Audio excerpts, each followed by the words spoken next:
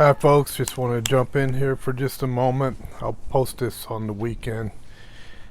Let's begin with Trump and his indictment. Okay, Trump and the indictment. Very simple. The indictment is bogus. It's junk. And there's literally absolutely nothing to it. And it's done by someone who has a political motivation. That indictment is going nowhere. Absolutely nowhere. It's more of a distraction than anything else. It's an attempt to distract in that direction while something else is going on over here. That's all it is. Nothing's going to happen to Trump when it comes to that indictment. The fires in Canada. Well, fires happen. I was in California for 38 years. From the time I was about 20 years old till I retired and came out here. And I went through a lot of fires. The closest fire I had to my house was literally, I clocked it on my car an eighth of a mile away.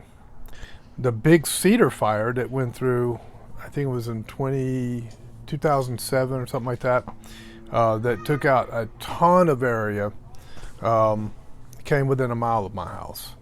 The ash was falling out of the sky. These fires happen.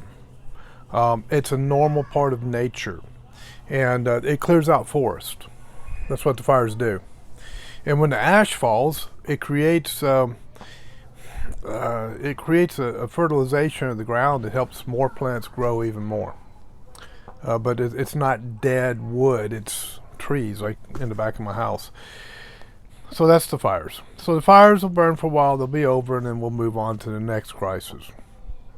Let me talk for a moment about self-defense. I've studied martial arts most of my life. Had to use aspects of it. Well, before I was a cop, I had some fights in the streets where I had to defend myself. I never initiated a fight. It always came to me. I don't believe in initiating fights. As a cop, obviously, I had to do a lot of fighting. So I've studied at various different levels: judo, kung fu, pai lam kung fu, wing chun kung fu, kimpo, tong sudo, and a little bit of jiu-jitsu. So that's my background. I have a few aikido techniques as well. So I guess you could say, since I studied all those different systems, I'm kind of a mixed martial artist without actually going to a mixed martial arts gym to study mixed martial arts. I just studied the various styles and mixed them together the best I knew how. Twice I had to disarm a knife that was pulled on me, 2 times. Both of them in high school, actually, when I was early in my martial arts career, and had to disarm both times that knife because I didn't have any other choice. And I successfully disarmed the knife within a short period of time, and the fight was over. In the police department, I had some tough fights because there's some big dudes that were on drugs that impervious to getting hit and that kind of stuff.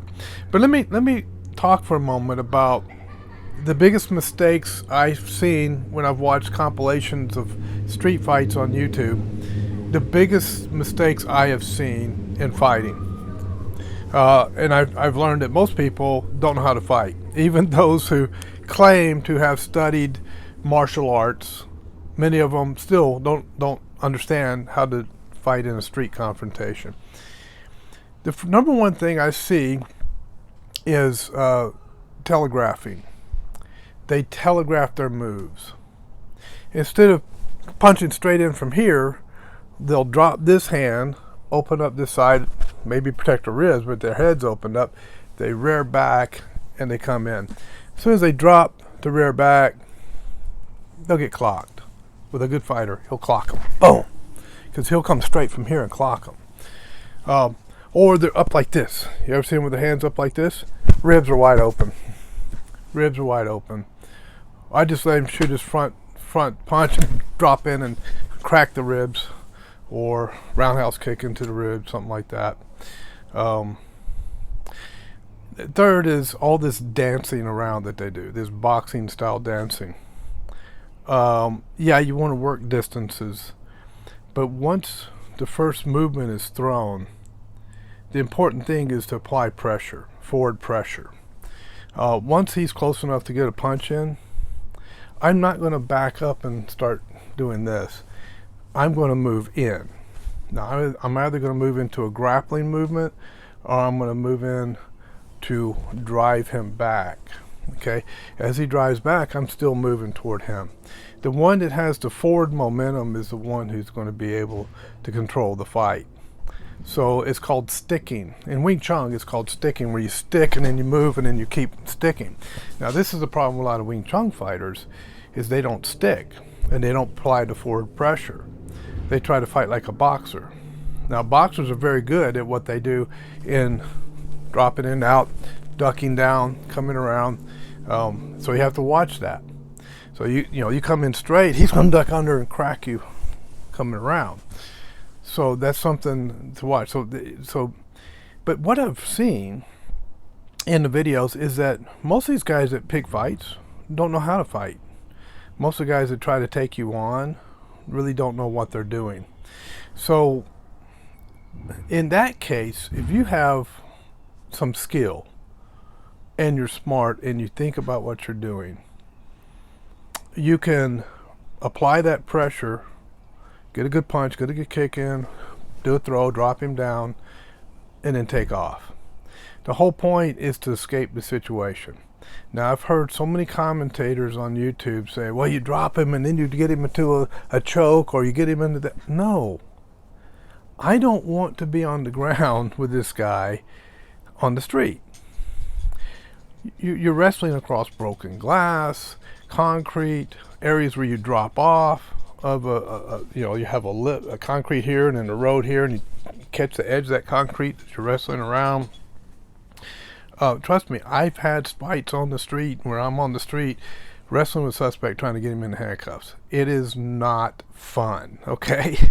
And after all my training, it's still not fun and it's still dangerous. The other problem with being on the ground is if he brings out a knife and you don't see that knife and you don't capture that hand to control that knife, maybe do a movement to break the elbow, wrench the shoulder, that will get rid of the knife, unless he's on drugs.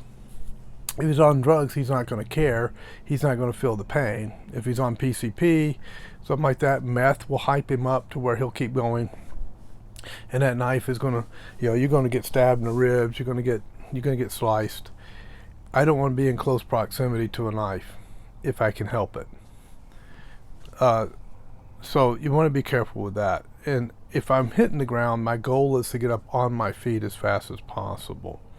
So now Brazilian Jiu-Jitsu is awesome if you end up on the ground. You want to be able to control that situation. And if your best chance of surviving on the ground is Brazilian Jiu-Jitsu, Gracie Barra, that kind of thing.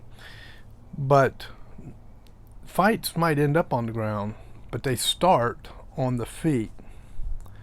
And if you can stay on your feet and then take that escape route, that's a better option when it comes to that kind of thing. So this is just some tips on self-defense. So remember, don't telegraph your movements. Don't leave anything open to set up a spot where you can get hit or stabbed. You come up like this, he drops in, flips a knife open and cracks you, just stabs you in the ribs. It's game over. So you want to think about that. Always assume they have a weapon. Or you start to put him on the ground, grappling, he slips a gun out behind his back, puts it right here and pops a few rounds off. All of that martial arts training didn't do you any good at that point. Now, like I said, most of them they don't have much training, you can tell. Their punches are wide and sloppy. They waste energy. I've watched some of these videos, and they're way out of punching distance, but they're punching. You know, they're way out of kicking distance, but they're kicking. You know, or they're inside a punching distance and they're trying to kick and it doesn't work, or they're in grappling distance and they have no clue what to do because they've never grappled. This is typically what I'm seeing. Now, probably one of the arts that I favor the most when it comes to these situations is judo. My highest rank is actually in the kung fu, but judo is phenomenal because what I've noticed is once they put a throw on these guys, hip throw, over the leg throw, whatever it might be, tomonagi, whatever, it's over pretty much because most people don't know how to hit the ground and fall in a way that they're able to get back up. So once they hit the ground, unless you fall onto them, that's your escape route. You get out of there, and if you have to call the police or whatever, if somebody else calls the police, you'll have to be able to explain to the cops what happened, and you better be able to explain it in a way where they're not going to charge you with a crime. So that's another issue we want to think about is the legal issues. So don't telegraph, control your distance, watch for the open spots, and relax. That's the other part. Don't tense up. Don't let your heart rate get to you. Don't let the adrenaline dump get to you. Relax your body. Stay calm. Think about what you're doing. Think, okay, once I get a good shot on this girl, once I'm able to control the situation, I want to take my escape route. And you better know where your escape route is. You need to know your surroundings. Now, knowing the martial arts it's only one aspect of defending yourself on the street. There are many other aspects. Situational awareness is important. I know people say, people talk about situational awareness, it means they can't fight. I talk about situational situational awareness, and I have been in fights, okay, on the street. Fights where lives were at stake, okay? And I talk about situational awareness. Don't put yourself in a situation where you're going to have to defend yourself, bottom line. If you're going to carry a weapon, make sure it's legal. The other part about carrying a weapon is that if you can carry it, they can take it off of you and use it on you.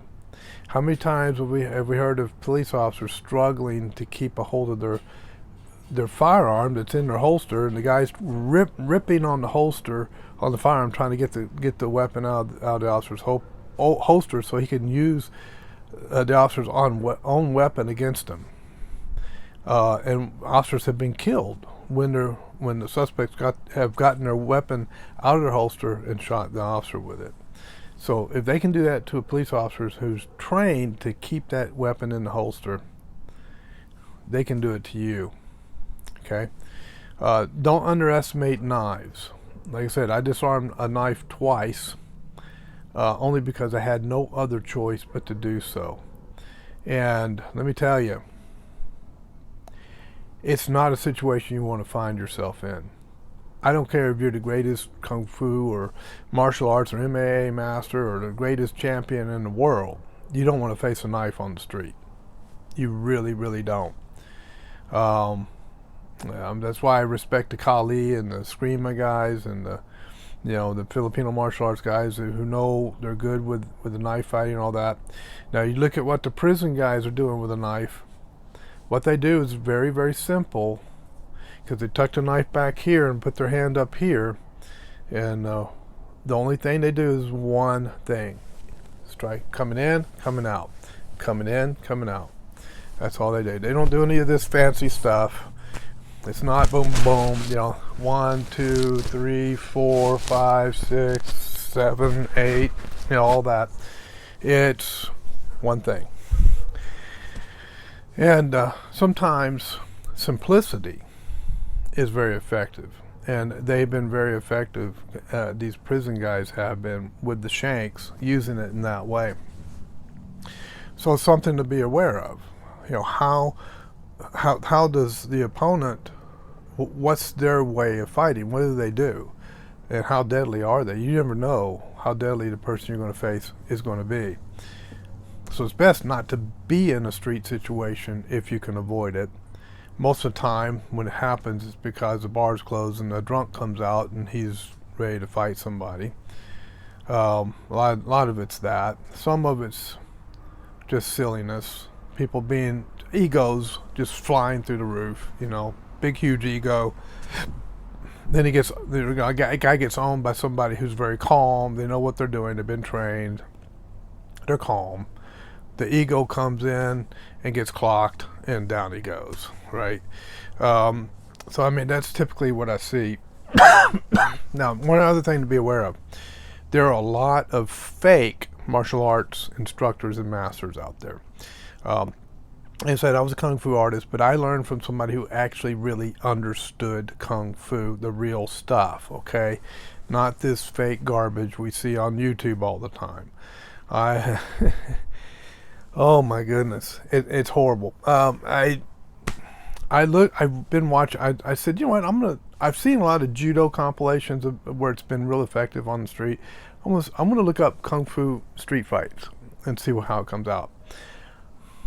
I think I saw maybe one, maybe two that were decent enough to work in the street.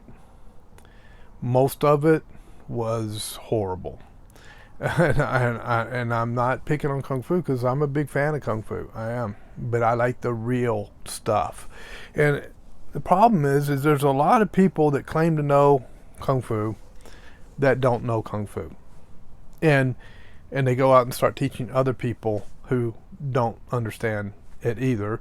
And they bring them through the ranks and they promote them. And then they don't know anything. And they do all the fancy stuff, not understanding what it is, and they don't even do it right, and they get killed on the street. They just get tore up on the street, and they can't grapple. That's a big part of it. They can't grapple. It happens to karate also.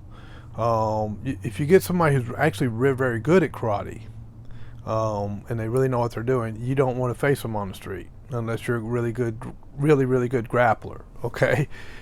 They will rip you apart. But there's a lot of fake karate out there as well. A lot of fake karate. And a lot of guys who claim to know karate and they don't know karate.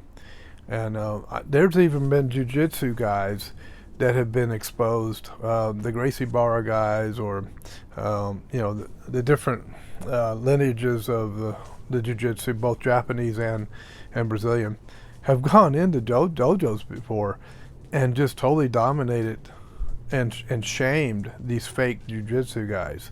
So before you go into a school to learn self-defense, always do your homework and check and make sure that what you're going to learn is legitimate. And it's not just a bunch of bull crapo, okay? Because there's a lot of that out there. There's a lot of big egos out there, and they will try to tell you they know this or know that, and they've never actually applied it on the street to see what works and what doesn't work. And I can tell you, most of the time, when it comes to a street fight, a lot of what's being taught in the dojos does not work. And there's a percentage of it, a small percentage of it, that will work. And the reason is environment, basically. You're on a city bus and somebody picks a fight with you. What's your environment? You're dealing with, these seats, these edges that you're bouncing up against. You got a narrow aisle. And who are you facing? Is it a big, burly guy that that overpowers you when it comes to weight? And what's the circumstances of the fight? All of these factors go into play. And jumping back and going, won't work. You have to take it from where you are. If you're sitting there and all of a sudden somebody just comes up and grabs you up and pulls you out of your seat in the city bus, okay, that's your position. That's your starting position. What are you going to do?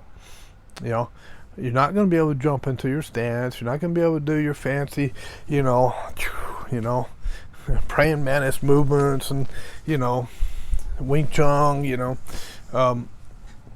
You got to go from the position you are. And if that means an upward elbow to his head and then one across this way to start, if he's that close, then maybe that's what it means. If that means taking your forehead, grabbing him as he's grabbing you, and boom, catching him in the bridge of the nose, that's what it means. But you've got to assess your situation right then at that moment and at that time. And always think this. Techniques are going to fail. Movements are going to fail. You're going to have to do 1, 2, 3, 4, 5, 6, and maybe number 6 actually does something and works. In the meantime, he's doing 1, 2, 3, 4, 5, 6. And so the fight is continually changing and continually dynamic. And most likely you're in a grappling situation, in that situation. You know, you're trying to shove each other, you're bouncing up against the seats in the bus is moving, going down the road, so you're losing footing, you know, you end up on the ground. What are you going to do? So these are things you have to think about. You know, do you crack your head on the side of the seat, the back of the seat, as you're coming to the ground, boom, and you get hit, and now you're half delirious and you're still trying to fight this guy. You know, does the guy slip a knife out as he grabs you and start to do this? What are you going to do?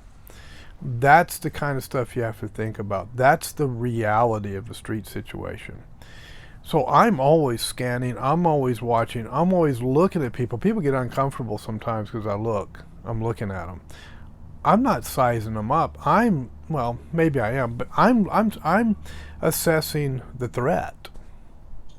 Who in this situation, who in this bus is going to be a threat to me or a potential threat to me, and what will I do if they come over and try to grab me or punch me or something like that? I'm running scenarios in my head all the time. You know, where's my escape route? You know, I'm in here shopping in the small shop. What am I going to do if an active shooter walks in and starts popping rounds? You know, how am I going to hit the ground? Am I going to crawl to an exit in the back of the store before he can get to me? What am I going to do? Do I see a weapon, something over here that can be a weapon? If he gets really close to me, maybe I can turn around and stab him, and you know, and then try to get the gun, as I might get shot once or twice. But just because you get shot doesn't mean you're going to die.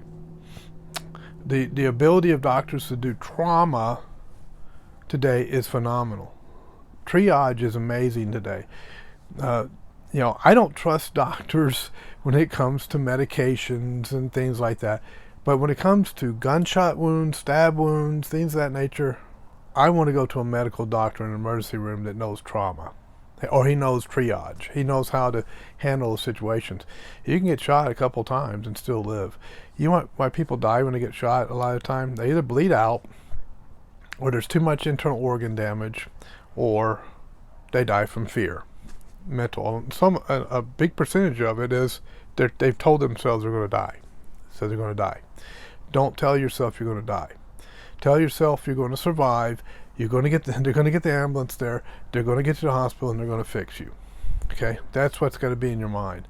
In the meantime, just because you got stabbed or you got shot, you still got to keep fighting, because you've got to survive now. You're in survival mode. That's the reality of fights on the street. It's not the dojo. So something to think about. Always be aware of what's going on around you, and always have a plan. Now, you might go your entire life and never have to face a confrontation,